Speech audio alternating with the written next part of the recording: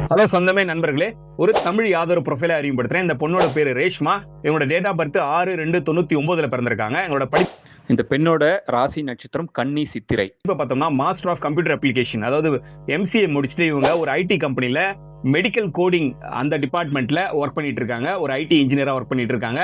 மாசத்துக்கு ஒரு 25,000 சம்பளம் வாங்கிட்டு இருக்காங்க. வீட்டுக்கு இவங்க பொண்ணு. இவங்களுக்கு ஒரு தம்பி ஒரு தங்கச்சி இருக்காங்க. தம்பியும் தங்கச்சியும் இப்பதான் படிப்பு முடிச்சுட்டு வேலை செய்யறதுக்கு தயாரா இருக்காங்க. பாருங்க, இவங்க இருக்கிறது சென்னை ரெட்டில்ஸ் அடுத்த சோழவரம் பகுதியில் வாழ்ந்துகிட்டு இருக்காங்க. அந்த விவரத்தை சொல்றேன். அப்பா பேரு சுரேஷ். இவரோட தொழில் பார்த்தோம்னா யாதவர்களுடைய குலத்தொழிலான பால் தொழில நடத்திட்டு இருக்காரு. அது கறவை மாடுகளை வச்சு பால் வியாபாரம் நடத்திட்டு இருக்காரு. அம்மா பேரு கலாவதி. இவங்க அங்கேயே சோழவரத்திலேயே பார்த்தோம்னா ஒரு பிரைவேட் ஸ்கூல்ல டீச்சரா ஒர்க் பண்ணிட்டு இருக்காங்க.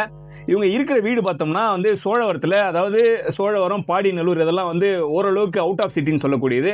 அங்கே ஒரு லீஸ் வீட்டில் 2 BHK ஹாலில் வாழ்ந்துகிட்டு இருக்காங்க. இவங்களுக்கு நிலமும் இருக்கு. அதை இப்போ வீடு கட்டுறதுக்கு ரெடி பண்ணிட்டு இருக்காங்க.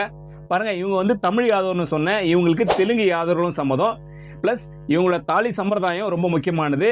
இவங்களோட தாலி சம்பிரதாயம் நாமத்தாலி, கூறப்புடவை, உட்காந்து தாலி கட்டுறது. இதே மாதிரி சம்பிரதாயத்தை தெலுங்கு யாதவர்லயும் ஃபாலோ பண்றவங்க இருப்பாங்க. அவங்க இவங்களுக்கு சம்மதம் சொல்லி தெரிவிச்சிருக்காங்க.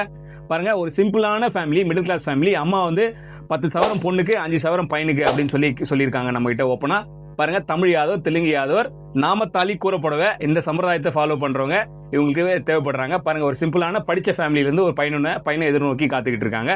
பாருங்க, உங்களுக்கு தெரிஞ்ச குடும்பங்கள்ல இருந்து ஒரு நல்ல வரணும் தான் அறிமுகப்படுத்தி கொடுங்க. வாழ்க வளமுடன்.